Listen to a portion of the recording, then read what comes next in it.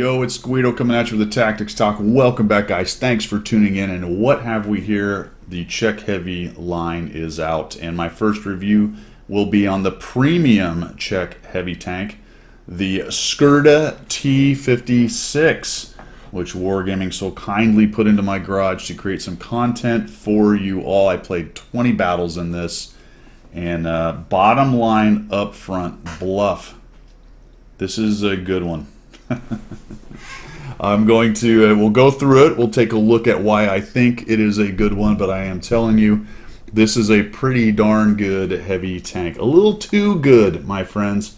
A little too good, but we'll get to that as we go through review. Standard stuff, we'll look at the overview. Tech tree considerations, such as they are for a premium tank.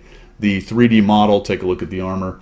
A quick comparison, although unfortunately this is not currently in the comparison tool. I'm assuming it will be put in when 1.14 comes out, so right now you can't actually do that, and I'm making this video before 1.14, which also means you should be seeing the tech tree tanks out as well if you're seeing this video. We'll look at my stats, how I did, my setup, and then we'll take a look at 3 examples of gameplay for the Skoda T56 Czech Heavy Auto-Loading premium tank. Let's get started. All right, overview wise, looks like a pretty standard heavy tank. In fact, you can see that it's got a lot of the Soviet design elements included. In the 1950s, Czechoslovakia continued developing designs using concepts of Soviet tank building. One of the projects was this T56. It was discontinued, I like this, due to the unification of armament of Warsaw Pact countries. Also because Russia said so, more than likely. So Czechoslovakia and Skoda stopped making at least the big heavy armored tanks, and of course all the Warsaw Pact were armed with Soviet armor. But you can see that it certainly has the design elements. If you take a look at it, it's a forward setup on the turret. It's a rather rounded turret. It's got some spaced armor on the front right here. It's about 50 millimeters on that spaced armor. There is a weak spot right there, and we'll look at that in the armor model. You can see that the hatch is there sticking up. Pretty standard, just forward swept nose, pointed nose. It's not a pike nose or anything like that. Fairly wide tracks on the outside. And that is about it right there for the overview. Let's take a look at tech tree considerations for the Skoda T56. All right, obviously it's not showing up on the tech tree as it is a premium. It is a commander driver gunner loader. The radio operator is on the commander. I am making an assumption that that is how the rest of the line is. The line should split off of the Skoda T25. I can see I've got 96,000 experience ready for that to go to the tech tree tier 8. And my assumption is that all of those tanks are commander, driver, gunner, loader with the radio operator on the commander. If you take a quick look over here at my crew, I got a pretty good crew that was actually set up by running the Skoda T45 and some books. So we're running a 4-skill crew working on their 5th skill. That is something that you're going to be doing. If you want to go down the Czech line, you're going to have to create a Czech heavy crew out of something. If you have the T45, you may already have one. Otherwise, you're going to be buying one or pulling one out of your mediums and retraining them to the heavy via gold or silver if that's the way you want to do. So there will be a little bit of kerfuffle around getting yourself a starting crew. Now if you buy this thing, it will come with a crew, so there you go. That's probably the best way to get started. Think about, however, in your barracks, like I have, I've got extra crew members running around, these good crew members, so you may want to cobble together a crew that way as well as you're jumping into the first Czech heavy line that the game has. Let's take a quick look at the 3D model and the armor. Using tanks.gg, taking a look at the armor model. It's a little bit weird on the turret because you're dealing with the spaced armor, but if you highlight that, you can see that it's got 50 millimeters of spaced, 220 on the face of the turret right there. There seems to be an observation device. There is a space between the spaced armor and the mantlet, basically right there, and it's only 220 thick.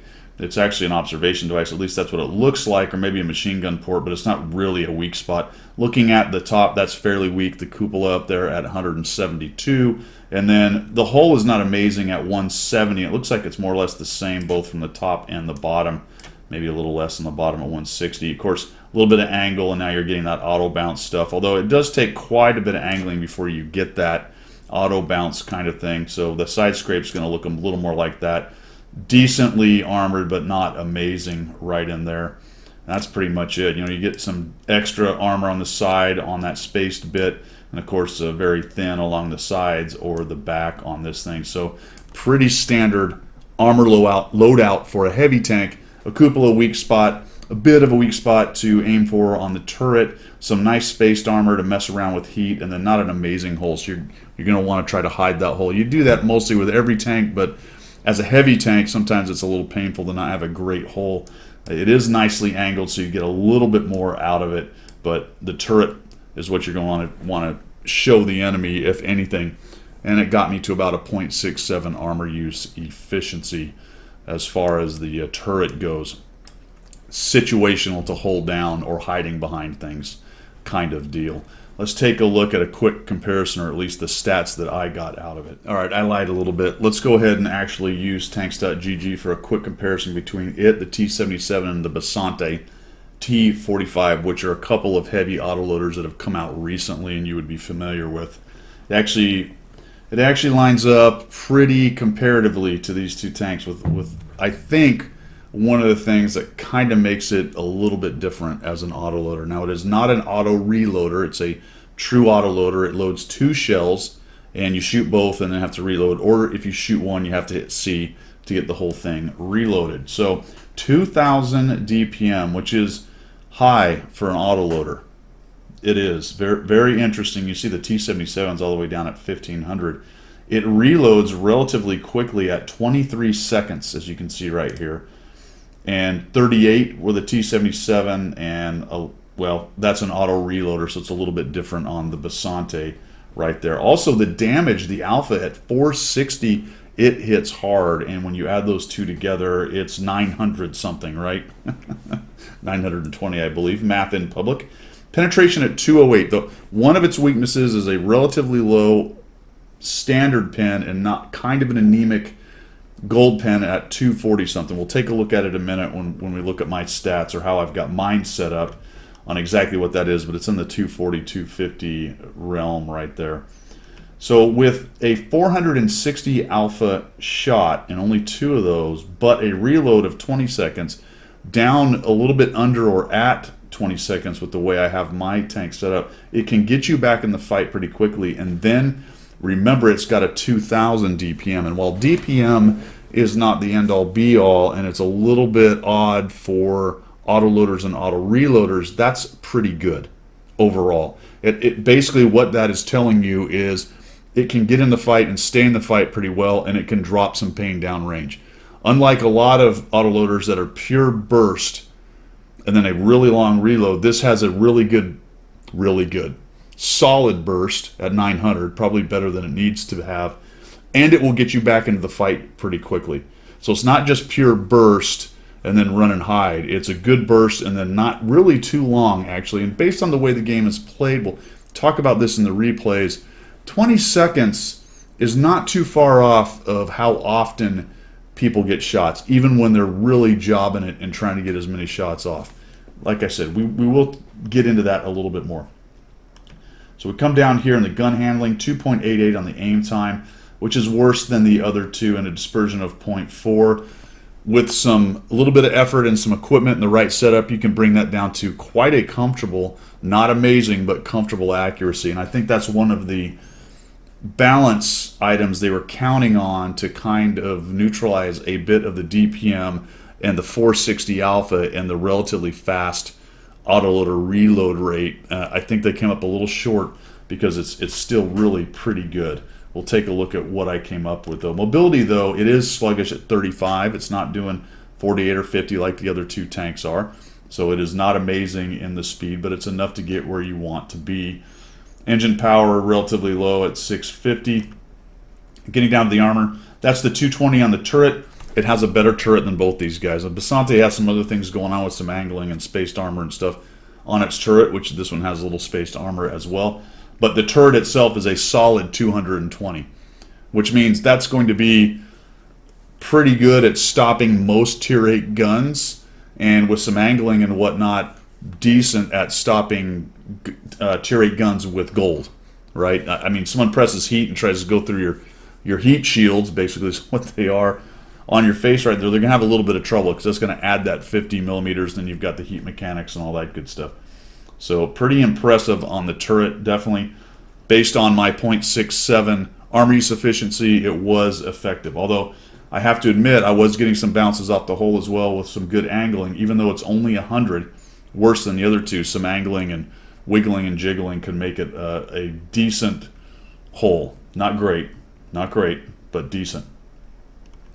So not too bad, actually, compares comparatively to both those. And I just think, let me just go back to it again. The relatively fast clip reload and the fact that you have two 460 alpha shots, you'll see it in a replay if I show this replay. But just one of the examples of how this is very effective is I popped out a T10 shot. I popped out. I knew I was going to get both shots. I bounced one, and he was a one shot, by the way. He was at about 400 hit points. I bounced one, but was not bothered. I waited the 3.5 seconds for the next one, and I took him down. And then I backed up, and it only took me 20 seconds to get back into the fight. There is a flexibility when you've got a 460 alpha gun, and you're able to take two shots in 3.5 seconds. You might be irritated that the intra clip there is relatively slow, but I'm telling you, for a heavy tank, it actually works pretty darn well. All right, let's move on and let's take a look at my stats, how I have it set up. All right, so we'll do this a little bit differently because I want to show you what it looks like with the stats on the tank with my crew, a 4-skill crew with all the basic requisite skills. Also using food, using a vents directive. My equipment's vents, vert stab, IRM, 20 AP, 8. Are they also AP or the APCR? Oh, they're regular AP, aren't they? Interesting. I didn't realize that. So 8 special rounds, gold rounds, whatever you want to call them, and 2 HE rounds. Large kits. No fire extinguisher. I was not lit on fire in 20 battles, so did not seem to be an issue. What that got me was 21.66 seconds. I know I kept saying 20 seconds, so it's almost 2 seconds more than that. But 21.66 on the reload got me to a 2.6 aim time and a .36 dispersion, which is not a super spendacular accurate gun, but it's usable, especially at the ranges heavies fight. .36 is fairly comfortable, not too bad at all. And it brought my DPM up to 2,194. Hit points weren't affected by my equipment, nor was the armor, obviously. Got some bonuses on the IRM and repair speeds off kits and other such things.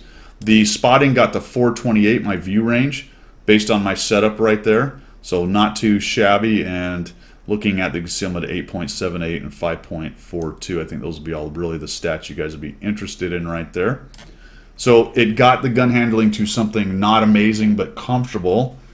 Upped my DPM just a little bit there, and the food I think made probably the biggest difference, to be honest with you. It's if we take it off, I think it goes to .38, might be 3.7, but once I put the food on, I played a couple games with that. Then once I put the food on, it became a much more comfortable gun. Of course, you're obviously risking a fire and all that good stuff.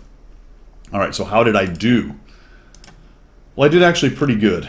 20 battles, 65% win rate, 1,192 average experience. Anytime you're over 1,000 on the average experience, that's pretty good. I was surprised by the hits. Look at this, 81.46, despite running a .36. You really want to make it happen with those 460 alpha shots, so I may have been a little extra careful, but I didn't feel like I was holding shots. 55% on the survival. Obviously, if you're running a 65% win rate, your survival is going to be high. That doesn't really talk too much to the staying power of the tank. It's got 1,500 hit points and okay armor with the .67 armor use. It speaks more to the fact that I just won a lot and was able to stay alive through winning. But the damage ratio and destruction ratio are really high for me, 2.11 and 4.22. Coming down here to damage cause, average DPM, or DPG, 2,457, which is at the top of my Tier 8 premium heavy tanks. A couple of my preferentials are kind of near that, but that's a legacy thing back when preferential matchmaking was a much stronger thing. I don't think I would do that with IS-6s and 112s anymore. Obviously, those are also preferential. So with a full-up standard Tier 8 heavy tank, 2,467 or 57, hard to read, I need my binoculars over here. Ends up being at the high end for me. So it definitely overperformed. 20 battles is a low sample size, as I always say.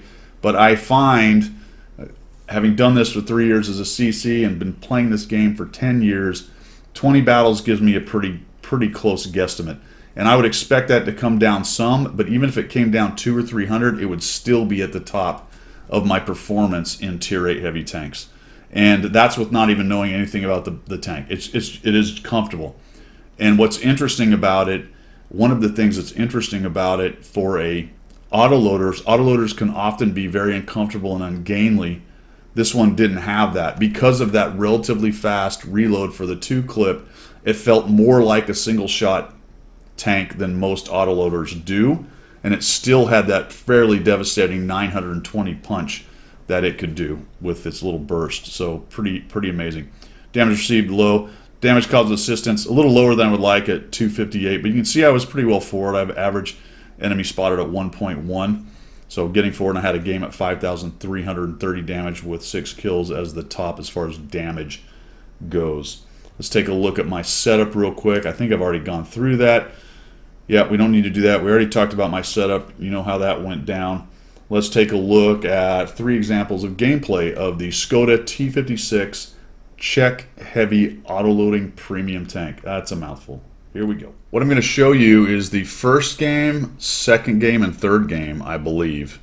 I think I have a fourth one in here, another ace tanker. I aced this thing 3 times in 20 battles, maybe 4, at about 1,300 XP, and I'll show you a couple of those so you can see the XP requirement, at least as far as with the CCs playing it. Some of that's probably placeholder, so I don't know if that sounds right or not. I suspect, my friends, that it is going to be potentially much higher than that, because my opinion right now with this thing, and we'll see in a month what happens, or 6 months.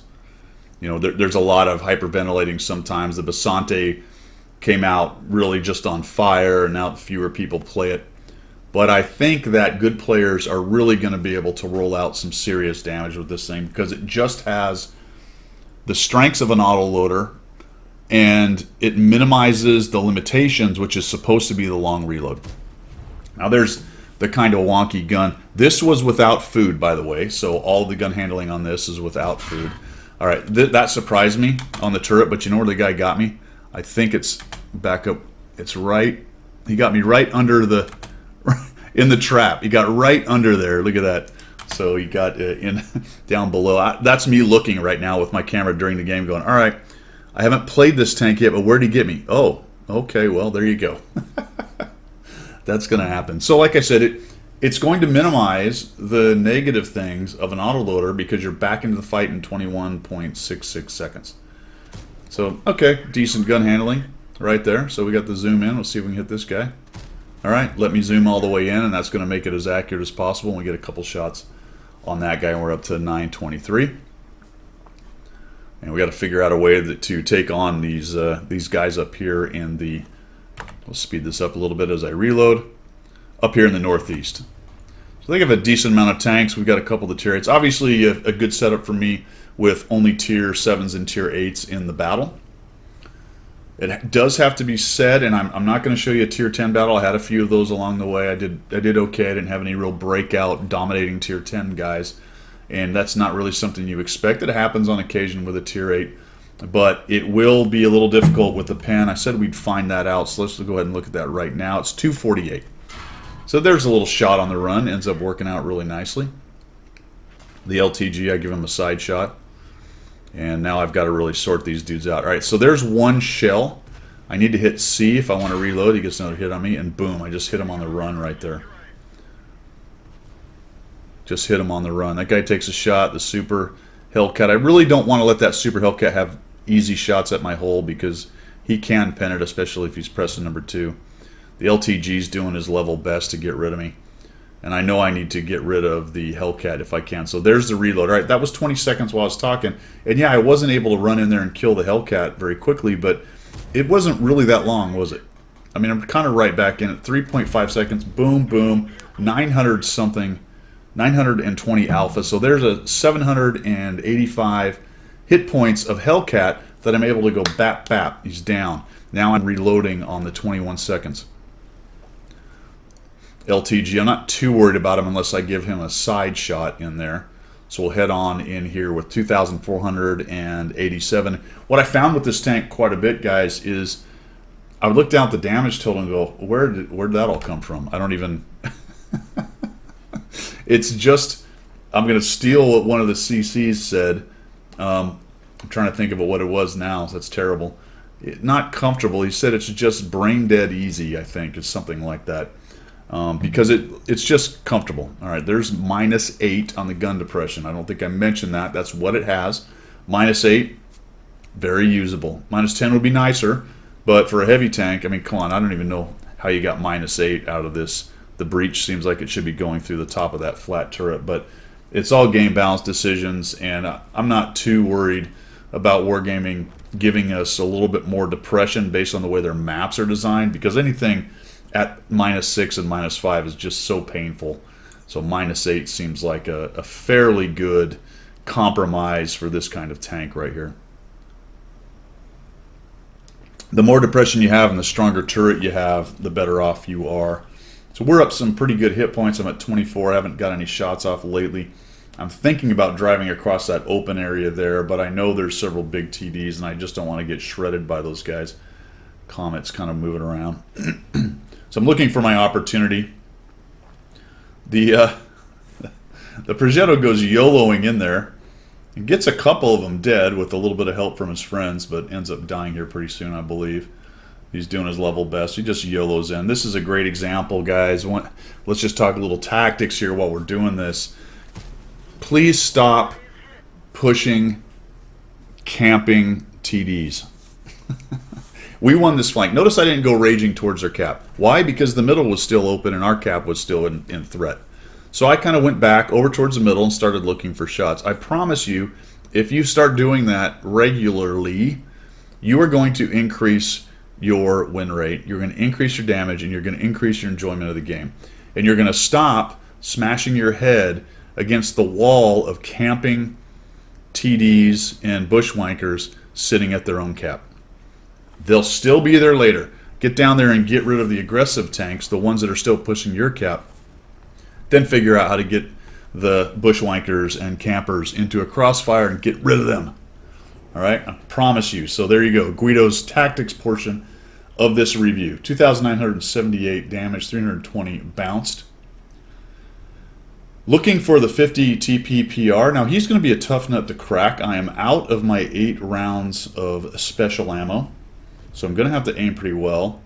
And then pretty quickly I noticed the 50 TP is not down here in the pit. So that gives me an opportunity to cross right here, because he's not going to shoot me in the side. He's way over there. And I'll come up here and we'll see if we can't find the T25 AT, maybe still around here somewhere, and start working up into the TDs. And all of a sudden now there's only 3 of them. So they're just about out of people and hit points. They're out of votes. So we're going to come around here. We got this guy. We slap him for 345. 345. Did I really roll a 345 out of a 460? Wowza. I didn't notice that the first time through. A 460 alpha, is that as low as it goes? I'm not going to do that math, but it can't be that far off. Oh my gosh, 25, so 100. And that seems like it. That's pretty close. That's pretty close. And I'm not going to get around to this 50 TP PR. Let's just talk about this real quick. I found this in a couple instances, especially on the Rompel stomps, where the speed does keep you down a little bit. So while I'm going to call this a very strong heavy tank, for the very good players who value mobility and speed to get around the battlefield and get their gun in position, it's a heavy tank, folks. It only does 35. You are going to find that it will fall down a little bit in that respect. And I did have that happen several times on Rompel stomps where I was driving, trying to get to a few hit points, and that limited my DPG just a little bit. So yes, heavy tank, very good heavy tank. It is probably not going to be everyone's cup of tea, especially that top end player who values mobility maybe over armor. There you go. The Basante might be a little bit more to your liking in that case because it is much faster. Let's take a look at the second example, which is my first ace tanker.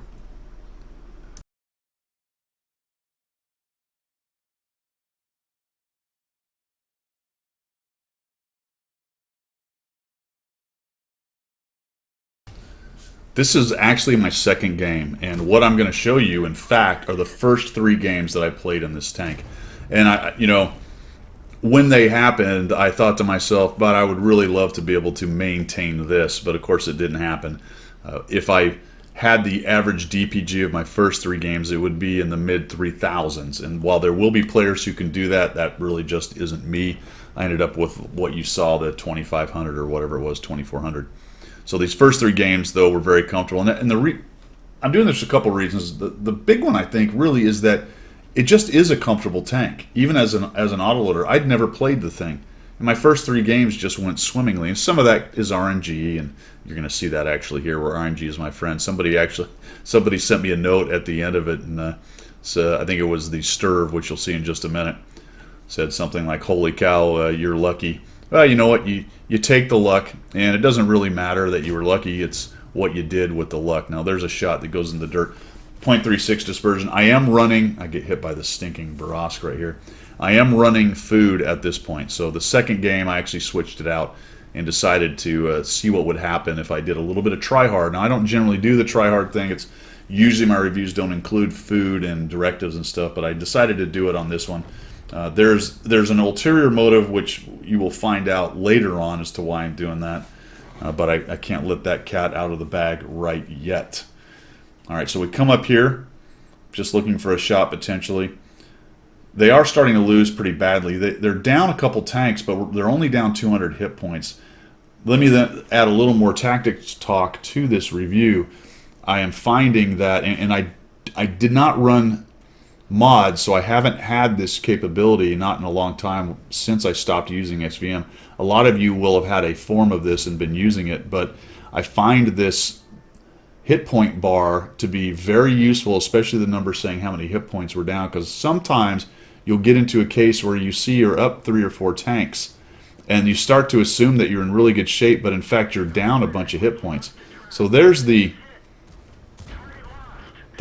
burst potential. I lose a lot of hit points doing that, right? I am down to 399. And we're going to start dealing with these guys. See, this is a great example, right? It's 6-3, but, well, someone just died, so now we're up. But just a moment ago, we were down hit points, even though it was 6-3. Maybe it was 5-3 before the kill there. The Suma is problematic. So this is autoloader via autoloader. The Suma has a bunch more burst potential. At 808, I should be able to take this guy down potentially, but the Sturv, obviously, is adding the X factor, and I'm not going to be able really to hurt or be able to go around and take the Suma out. Now he's got some more shells, and I don't want to go around there and take both those on. I only have 1 shell left as well, and that is not enough to take out the Suma, so pretty quickly I'm going to have to hit C, as long as I know he's not going to push me. I was thinking, well, if he pushes me, I'll get 1 more shot off, and then the 34-2 comes in and kind of saves the day as far as keeping the Suma from coming around the corner. We're up 4,500 hit points now. Things are looking really good, but around the cap, we're not in particularly great shape. A lot of our hit points are kind of hanging out over on the other side. 34-2 gets in there. Now I'm back into the fight. Standard autoloader kind of shenanigans right there. It takes a little while to get in there. And I try to get in here and take out this Stir, but I think he actually thumps me. No, he actually got away. Kind of a bad shot on my part. Another bad shot with an auto bounce, and I'm backing out. Suma comes charging in, and I'm thinking, oh my gosh, he's just going to come around the corner. This may have a little bit to do with he doesn't know that much about the tank. Potentially, maybe in a couple weeks when people realize it's a 2-shot autoloader and they see me shoot, he may have just come around the corner, although there was the 34-2 behind me backing me up as well. And as you can see, things are starting to go a little bit poorly at this point. We're only at 1,500, and the Suma's kind of backing out, and he's not really paying attention, and I'm able to take him down. And we'll back out. All right, so I'll hit C. It's only going to be 21 seconds. That can be an eternity in some situations. This is almost one of those situations right here where that is just a little longer than I would like. I don't really want to drive up there and tempt fate, so we'll wait till we get reloaded. The 34-2 is pushing in for some reason. He gets wiped out. That was unhelpful. Now I'm going to come around this way. I really expected the T... Yeah, he just plain old misses. All right, I auto-aim and miss. I really expected the LT-432 to come at me. And here's where RNG really starts to love me at this point. He missed. I got a bounce. I auto-aim, get a bounce, and then the other auto-aim kills him. I eat one shot out of his 2 that he took, or 3, and I survived that. So here I am at 35 hit points. We're still up some hit points. Barasciolos, again, I would kind of wish he wouldn't have done that. And now I've got 3 guys I'm dealing with over here. And I'm thinking, well, how do we crack this nut? Let me see if I can sneak around and get this WZ first. There he is. He's not looking at me. Good. So there's one. Oh, Sturv's coming at me. He's setting up. We'll just go and light him on fire. How about that? Thank you, RNG. All right, now here's the 21 seconds. All right, here's the 21 seconds. And to my credit, I'm going to pat myself on the back. I didn't actually use any of my special rounds here. I typically, especially when I'm tryhard, and I just use them first. I don't know why I didn't start it. Maybe because I knew I was going to be fighting probably mediums on the hill, and then I just got involved in the game, and I really didn't think about it. But at least they're last in case I need them. Obviously, we're probably going to win this. There's a one-shot LT-432. 21 seconds. While that is a long time when a scout is following you, he is on the other side of all this terrain, and even though I am an autoloader, I'm just going to truck on down here. I'm actually going to get reloaded in time, and that was a bit of a screw-up. That almost got me dead right there. If I hadn't done that, I would have already been around the corner. So he comes at me, and we get, again, lucky, got it, hits me, doesn't track me, doesn't pen and kill me, gives me a little bit more time to come around this corner, cover up, and I'm thinking, all right, let's just aim right here, and boom. Yes, baby. Thank you, RNG. Top Gun, 6 kills, 3,215 damage. My second game in the T46, Skoda T46, ends up being my first ace tanker in it. All right, I got one more example for you. My third game and second ace tanker.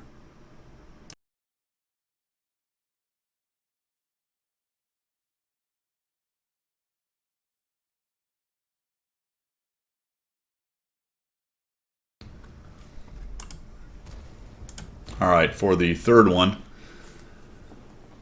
I had a good run in the first 3. And if you think about it, I was, what, 67, 63%, whatever it was. I won 5 in a row. So the 15 after that were a little bit more reasonable. I wasn't winning. I had a few losses, obviously, in there. But as I mentioned before, I just found the tank to be very comfortable from the very beginning. And it just ended up working. You know, autoloader didn't really matter. I was able to get back into the fight. The 460 Alpha is just absolutely brutal. You saw it in the last game as far as taking guys down. Here's another thing to think about with 460 Alpha. The damage it does to modules, lighting guys on fire, ammo racks, just increases that ability because it absolutely hammers. I cannot stand it when people do that. I'm working this corner and he pushes in front like that. I'm going to try to get a shot on this guy with a nicely aimed shot, get up underneath there, but it doesn't work. And I think he actually pins me here. Yep, so he gets a shot. Pretty quickly, I figured this is not really for me. Even with my special ammo, I'm going to have a really hard time pinning the turret of the GF or the Basante C45, so I'm going to try to do something a little bit different here and come around. What I'm noticing, quick break for a tactics talk, not noticing a whole bunch going on over on the west side of the map. One of the reasons you don't go down this road is you can get pretty easily shredded from the side. And if those guys react and come down to this rubble pile in front of me, you're out in the open in the road anyway, and it's very difficult. But I felt like there wasn't much going on over there. I knew the Scorpion was there, but he's kind of busy looking at the T40, T92, and everything that's going on. So I'm thinking maybe I can make something happen. Unfortunately, I see the super person coming. I think, well, the jig is up. They figured it out. He's going to come hold down right here and come at me, and he just makes a huge mistake. For whatever reason, gets driving up over that thing. And I don't know if he was really coming for me because he wasn't looking at me. I think he was actually trying to get over and maybe take on the T92. So I end up surprising him a little bit, get up to 583. So the module damage is a big deal with the high alpha guns like this. Here's my reload, right? So I can't cross into the open because I don't have anything to shoot right at the moment. As I'm starting to reload, I take a look at the Scorpion, but he's behind the building right there. I do have some help with the M449, which is nice, and then I decide I want to jump across and then use this next building as cover from the guy up on the hill, and then all of a sudden the Scorpion uncovers. Long load in there, or long aiming time. Boom, that worked. He takes another hit, and we nuke him. 21 seconds. I find the STG there. I need to watch out for him. There we go. So we'll use this building. We're down to our last 2 special ammo. Go over to this side a bit so I can peek around on the STG. I have to keep an eye on the Chrysler and the rest of them, the Basante. So far they haven't reacted. One of the reasons I came over here, and this is actually pretty good because I think he gets lit on fire on the second shot maybe. There we go. Oh, the ammo rack, sorry. Gets a big old ammo rack for 732. The Chrysler does react, but he comes around the other side there. So we'll cover up on this rubble pile. And the other reason why this worked out is we had enough pressure to my right in the wagon wheel that they really weren't able to wrap around and take me out. So I kind of figured I had enough guys there to make this work. I'm going to come up and over. We'll cover up against the Chrysler. Now the Chrysler's got a bunch of hit points. He's only taken 1 hit. I know his side's soft. I have my 2 shells. I have some hit points to give. So I'm just actually going to come around this dude. He puts one into me. Looks like I bounce it. Or did he hit me? No, he actually damaged me, I think. And I get another fire right there. That was pretty awesome. And then 21 seconds later, I should be back in this fight. Doesn't matter. Guy dies. I knew I had guns all around me, so I'm just going to come in there, lock him down, and see if I can't get buddies to help me. 30 rounds in this thing is not a whole bunch. I did not run into a situation where I was going to run out of rounds. So he's looking at me. I thump him for another 499, so I get a nice high roll on that guy. I didn't have a problem with it, but I can see how it might be because we're down to 14. There we go. So it's an issue, obviously, something to think about, but I didn't find it to be too huge of an issue. 4,516 damage, 760 assists with 1 little bounce in there and 4 kills off of that for my second ace and my 3rd win in 3 starting. All right, let's wrap this thing up.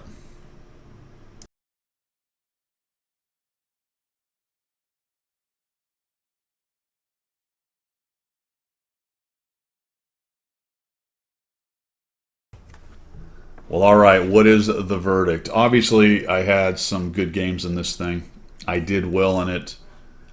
The reason I really mention all that, and I've said it before, we'll just say it again here as we wrap this up, that it was just quite comfortable to play. I did not find it to be as ungainly at times as, say, a 5100 is, or the T77, where you take a couple of those shots, maybe get a bounce or 2, and then you've got that really long 35, 36 second reload. Because it's at the 20-second regime, it's quite comfortable. If you think about the Barask, one of the things that makes that work, and it's a really popular tank, is that the reloading the 2-shot clip does not take that long relatively for an autoloader, and it hits hard. I think it's, what, 360 or 320. Guys, this thing is running around with a 460 alpha gun. And 2 of those together is 920 in about 4 seconds. Maybe call it 6 or 7 seconds with aim time and things like that. It gives it an amazing amount of flexibility. The only thing that will hold it down for a lot of the very good players is just it's a heavy tank and its mobility just isn't there. So 35 is good for a heavy tank. It makes it work. But if you're a really good player and mobility is your key, then this thing is probably not going to tick all of the boxes. The gun handling is a little bit derpy, so the mechanic of the 2-shot autoloader is really, really strong. And for good heavy tank players, you're going to be able to leverage it quite a bit. It's going to be very comfortable from the very beginning. But again, for the mobile guys, maybe not so much. Maybe not so much. So I believe it to be a little bit overtuned as a heavy, but I don't think it's going to be a big problem for the game based on its speed and slightly derpy gun and usable but not overpowered armor going on. Turret's quite nice as long as you can do what this thing does. And I say that a lot with the auto reloaders and the auto loaders and tanks that are a little bit quirky. You say as long as it can do what it's designed to do, it's quite strong. I'm going to say the same thing for this tank with the also kind of caveat that its weakness of the long reload is not nearly as weak as you might think, because it's not really that long of a reload. It's really getting into kind of KV2 area. And if you think about it, some of the heavy tanks it fights are at 11 seconds, 12 seconds. And you're only waiting 21 to get two 460 alpha shots. This thing will outtrade pretty easily defenders. And provided you can get away for a little bit and get some cover, which typically you can, unless you're just face-to-face smacking a defender or something like that. So very interesting, very interesting. Leaning towards a little bit overtuned, but quite good overall as a heavy tank. And I think a kind of an interesting little twist on the autoloader thing with only the 2 rounds and the relatively short reload. So there you go. That's Guido's opinion. Let me know what you think down below on the Skoda T56. Check autoloading heavy premium. That's the word I was looking for. See ya.